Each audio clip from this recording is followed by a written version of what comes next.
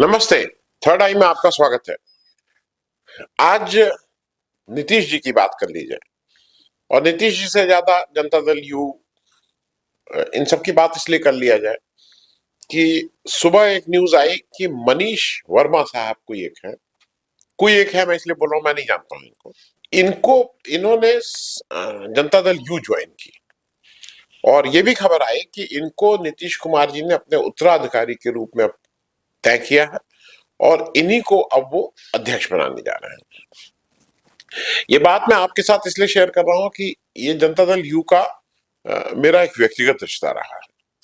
व्यक्तिगत इसलिए बोल रहा हूं कि मैं शायद मालूम नहीं, इससे पहले मैंने कभी कहा कि नहीं कहा, आप लोगों को कितने को पता है कितनों को नहीं पता है। जब आज मैंने ये खबर पढ़ी तो मुझे जनता दल यू का अंत, नीतीश कुमार जी के पॉलिटिकल करियर का अंत और जब भाजपा के साथ रहते हुए भी, एनडीए के साथ रहते हुए भी देश के तमाम समाजवादियों को ऐसा लगता था और ऐसी गलतफहमी थी कि जनता दल यू के रूप में, नीतीश कुमार के रूप में एक समाजवादी विचारधारा या जयप्रकाश की विचारधारा कहीं ना कहीं धीरे धीरे उसके नीचे चल रही है, तैर रही है। लेकिन स्पष्ट हो गया है कि ये सब लोग गलत थे, मैं भी गलत था और नीतीश जी शुद्ध एक जातिवाद, एक जिनको अपनी जात के अलावा और कोई जात दिखती नहीं है, उस तरह के बहुत से हैं। वो कोई खराब बात नहीं है, लेकिन फिर वो अपने को मैं उनको ओम प्रकाश राजभर, संजय निषाद, सोनेलाल पटेल, इन लोगों की कैटेगरी में खड़ा हुआ देखता हूं। मैं थोड़ा विस्तार से आपको इसलिए बताना चाह रहा हूं कि अगर आप बिहार की राजनीति समझें और समता पार्टी की राजनीति और फिर जनता दल यू की राजनीति और उससे क्या क्या प्रभावित हो रहा है। लालू यादव का वर्चस्व था। लालू यादव जिसको चाहते थे उसको जिताते थे, जिसको चाहते थे उसको हराते थे और लालू यादव ये मानते थे कि बिहार में वो जिसको चाह के उसको जिता के भेज दे रहे हैं। और ये एटीट्यूड में व्यक्तिगत उन उसके मतलब मैं किसी की सुनी सुनाई नहीं कर रहा हूं, जो मैंने सामने से देखा, जो लोगों ने मुझसे कहा, वो जॉर्ज फर्नांडिस तक को ये मानते थे कि जॉर्ज फर्नांडिस लालू यादव की कृपा पे एमपी बनते हैं। ये कश्मकश चलती रहती थी। लालू यादव का एक अपनी स्टाइल थी। 89 का इलेक्शन हो गया, मैं 89 से अब इस बात को कर रहा हूं। फिर लालू यादव चीफ मिनिस्टर हो जाते हैं, 91 में फिर इलेक्शन होता है और फिर उनका ये बिल्कुल भूत अब सिर पे चढ़ जाता है लालू यादव जी के कि वो वही इन सब लोगों के करता धरता है। क्या ठीक है? जॉर्ज साहब इस गुआपो से हरदम एक उनका समस्या चलती रहती थी। जॉर्ज साहब की एक सबसे बड़ी खूबी ये थी कि वो कैसे सस्टेन करना है, कैसे सरवाइव करना है, ये उनको बखूबी आता था।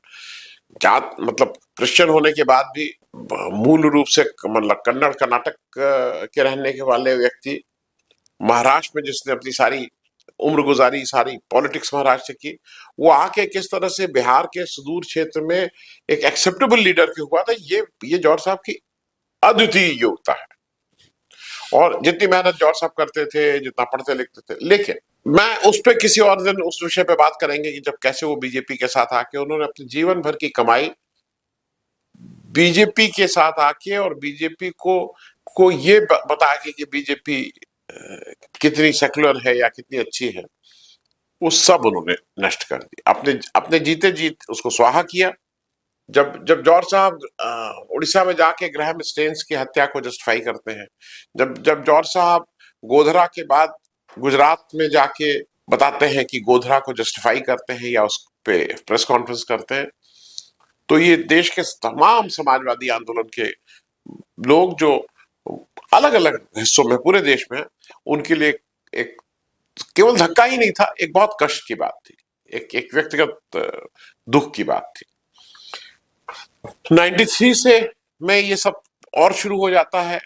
94 आते आते जॉर्ज साहब ये डिसाइड करते हैं कि हम लोग लालू यादव के साथ नहीं चल पाएंगे और वो जनता दल से बाहर निकलते हैं जुलाई 1994 में और वो एक पार्टी बनाते हैं, समता पार्टी। उस समता का बहुत कुछ लोहिया जी से इंस्पायर्ड, जो समता की एक मूल भावना थी वो लोहिया से उस इंस्पायर्ड वाली बात थी। पार्टी बनती है, पार्टी में बिहार से ज्यादा एमपी, लेकिन उत्तर प्रदेश के कुछ सिटिंग एमपी, उड़ीसा के, लक्षद्वीप के, मणिपुर के, देश भर के लोग उसमें आते हैं, गुजरात के, बहुत से देश के लोग उसमें पार्टिसिपेट करते हैं, कर्नाटक के, और बड़े बड़े नाम, उत्तर प्रदेश के बड़े नाम। मैं, क्योंकि मेरा भाई भी उसमें इन्वॉल्व था, इसलिए क्या उनका नाम ले उन लोगों का। उत्तर प्रदेश में चंद्रजीत यादव, बड़े कम्युनिस्ट लीडर, वो भी आते हैं, मोहन सिंह, हरखेवल, मेरे भाई। फिर उड़ीसा चले जाइए, रवि रे, मतलब बड़े हस्ताक्षर समाजवादी आंदोलन, मोहम्मद कोया, ये सब। खैर, ये एक लंबी लंबी चर्चा होगी, लेकिन ये सब करते कराते जौहर साहब समता पार्टी बनाते हैं।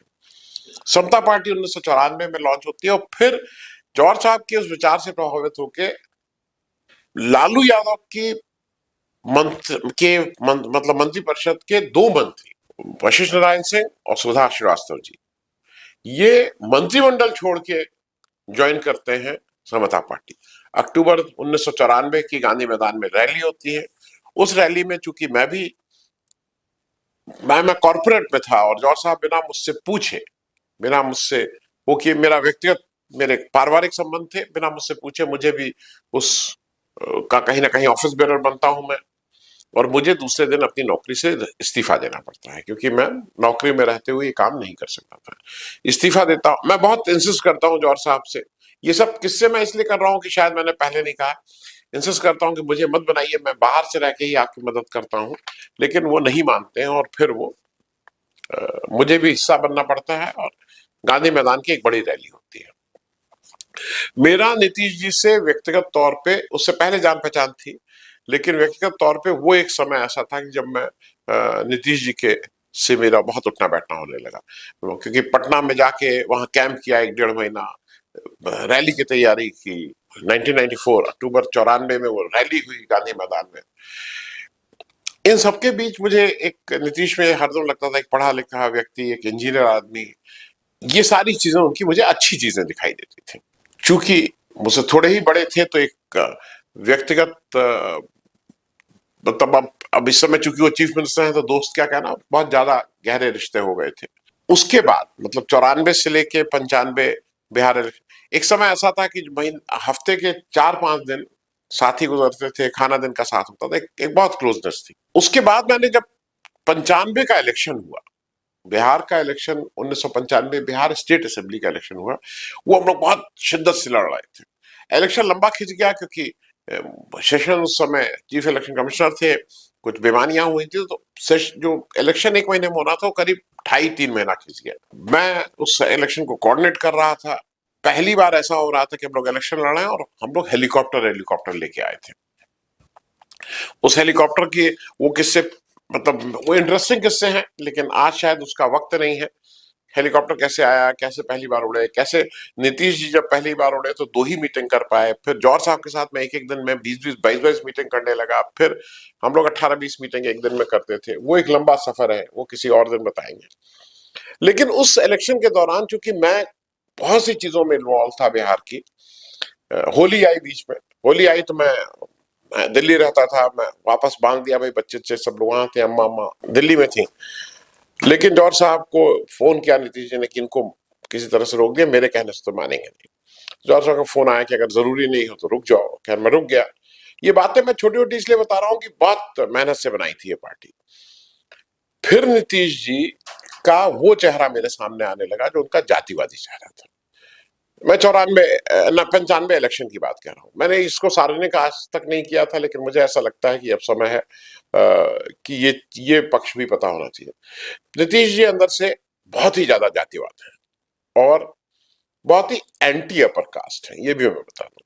एक जो उसका एक उदाहरण ये होता था कि कई जगह आते थे लोग कि भाई वहां इलेक्शन करना है, कैंपेन करना है, समय दे दिए। हाँ क्या, दे दिए दे दिए। अरे आनंद जी, इनका कल परसों इनका लगाई नाम। जब वो चले जाते थे, और अगर वो अपर कास्ट के हैं, तो मैं इस क्या नहीं जाऊंगा। तो हमने कहा था आप कहते क्यों हैं फिर। और मेरे इनके काफी झगड़े होते थे वहां इलेक्शन के दौरान। कुछ लोग विटनेस भी हैं, उसमें कुछ लोग जिंदा हैं, कुछ लोग मंत्री हैं, कुछ लोग मंत्री नहीं हैं। शिव कुमार सिंह उसमें एक है, लल्लन उसमें एक है, नीना सिंह उसमें एक है। बहुत से लोग हैं जिनको उस झगड़े के जो गवाह हैं और अभी जीवित हैं। ये सिलसिला चलता रहा। फिर कैसे बीजेपी के साथ आए, क्या हुई समता पार्टी फिर मतलब मैं इसलिए कि 98 का इलेक्शन हुआ, बीजेपी के साथ हम लोगों ने लड़ा, 8 सीटें जीते, 6 सीट बिहार में, एक उड़ीसा, एक उत्तर प्रदेश। फिर 96 का इलेक्शन, 98 का इलेक्शन होता है, 12 सीट जीतते हैं, 10 बिहार, 2 उत्तर प्रदेश, और फिर 2000 आता है।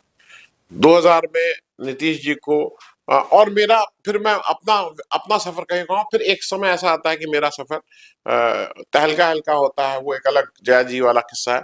फिर मैं पॉलिटिकल एक्टिविटी से अपने को अलग कर लेता हूँ, फिर मैं आके अपने पढ़ाई लिखाई और दूसरे कामों में व्यस्त हो जाता हूँ। 2000 में नीतीश जी एनडीए के चेहरा होके चीफ मिनिस्टर बनाती है, मतलब चीफ मिनिस्टर ये बनते हैं। 324 का हाउस है, 151 सीट एनडीए की और 159 सीट लालू जी की पार्टी की थी। नीतीश जी लेकिन चीफ मिनिस्टर की होत लेते हैं और अपनी मेजोरिटी प्रूफ नहीं कर पाते हैं, सरकार गिर जाती है। फिर एक समय, अब जेडीयू का क्या हुआ, जनता दल अपनी चल रही थी, 1999 में जनता दल में स्प्लिट होती है, जनता दल एस अलग हो जाता है और एस के देवेगौड़ा साहब अपना लेके अलग बना लेते हैं और उनके खिलाफ कर्नाटका बेस एक लोक शक्ति पार्टी आ जाती है। और 2003 में आते आते ये तय होता है कि ये समता पार्टी, लोक शक्ति और जनता दल, ये तीनों मिलकर जनता दल यूनाइटेड बन जाती है, तो जेडीयू का जन्म होता है। और उस समय जेडीयू का तीर कमान निशान, जो जनता दल का तीर था, वो इसका चुनाव निशान होता है। झंडा लेकिन समता पार्टी का कैरी किया जाता है, सफेद हरे वाला। अब मैं इसलिए इस हिस्ट्री को बता रहा हूं कि कैसे कैसे जनता दल चलता है। फिर नीतीश जी के कुछ पेटीनेस वाले भी आते हैं। जॉर्ज फर्नांडिस बड़े लीडर थे, मेरे एक ही आदमी को मैंने जीवन में नेता माना, लीडर माना, जिस जीवित उसमें। ऐसे तो बहुत से लोग हैं, लेकिन जो लोहिया की आइडियोलॉजी या गांधी की आइडियोलॉजी, लेकिन जो जीवित उसमें, जिसको एक हार्ड मास के आदमी को आप लीडर मानते, वो जॉर्ज साहब थे।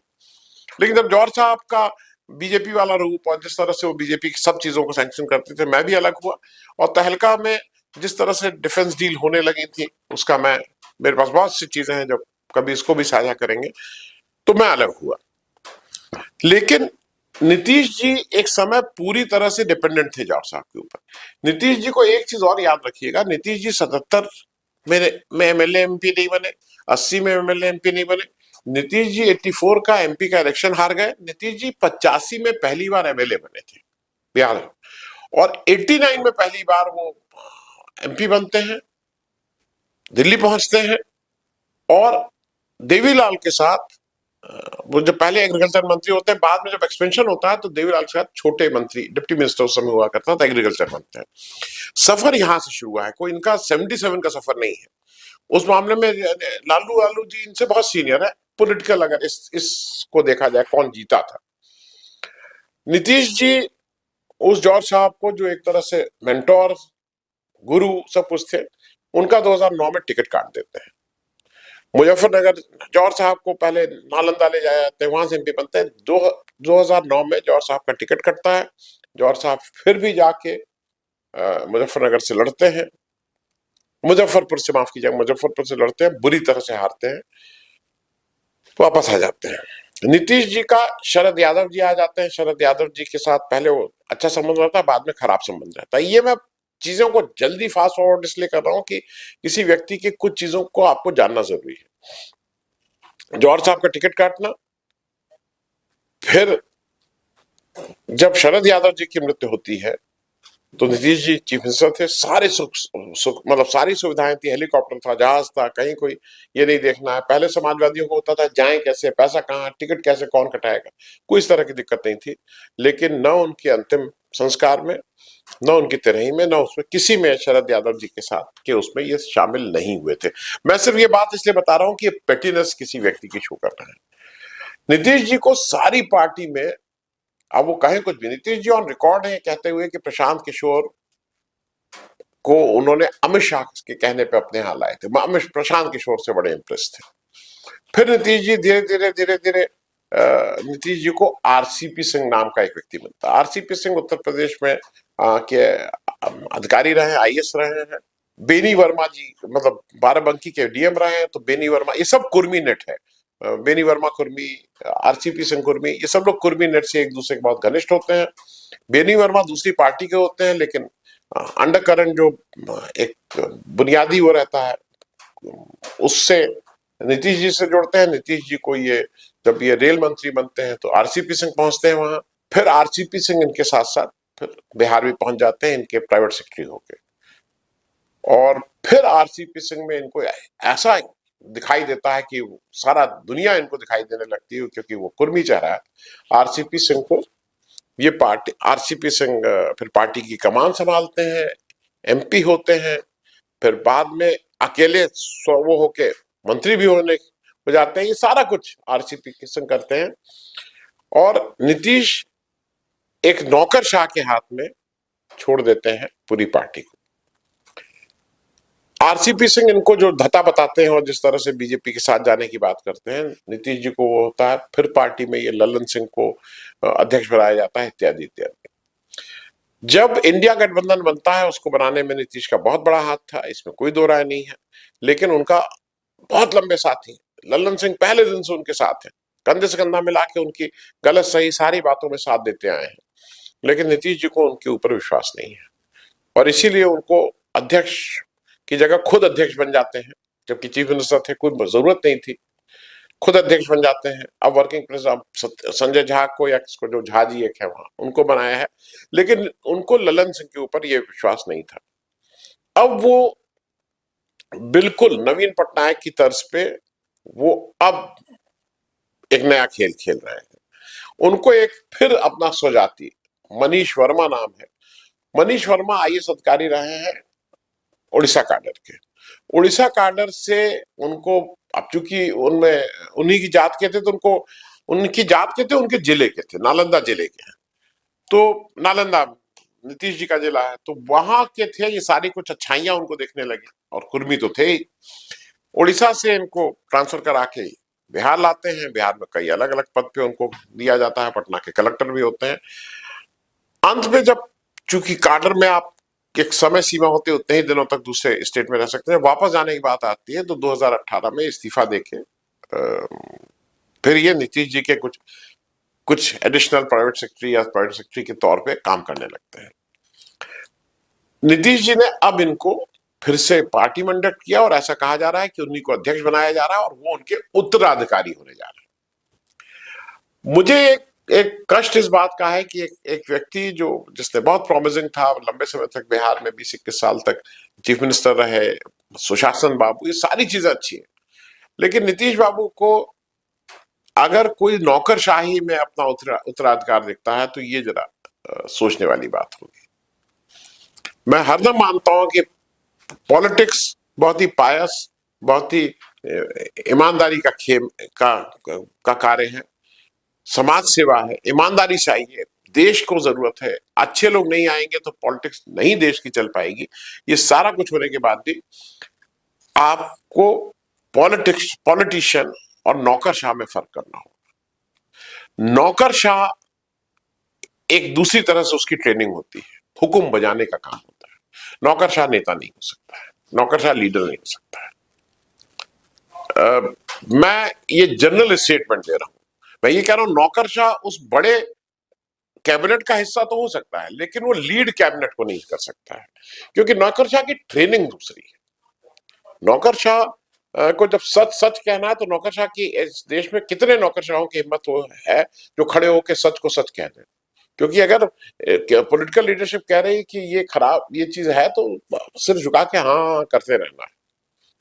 अगर पॉलिटिकल लीडरशिप कुछ भी कह रही है, तो ये कष्ट का दिन है उन सारे पॉलिटिशियंस के लिए। नीतीश जी ने उनका उपहास उड़ाया है। अगर वो मनीष, वो किसी को बना देते, वो किसी को अपना उत्तराधिकारी बना देते, कोई नहीं पूछता, लेकिन अगर वो एक नौकरशाह को, और वो भी सिर्फ इसलिए कि वो उनकी जात का है, बना रहे हैं, तो मुझे कहीं ना कहीं लग रहा है कि नवीन पटनायक ने फिर भी अगर अपना जो वारिस बनाने की बात, हालांकि बाद में मुकर गए थे, पेंडियन को की थी, उसके कारण भी और थे, लेकिन इतनी डिपेंडेंस ऑन अ नौकरशाह, मुझे इस बात का अफसोस है कि भारतीय राजनीति कहां पे आ गई है। और मुझे इस बात का एक जमाने में फक्र होता था कि मुझे प्राइवेटली मैं हरदम कहता था कि नीतीश जी के साथ अच्छा था, बहुत अच्छे दिन थे वो जो थे।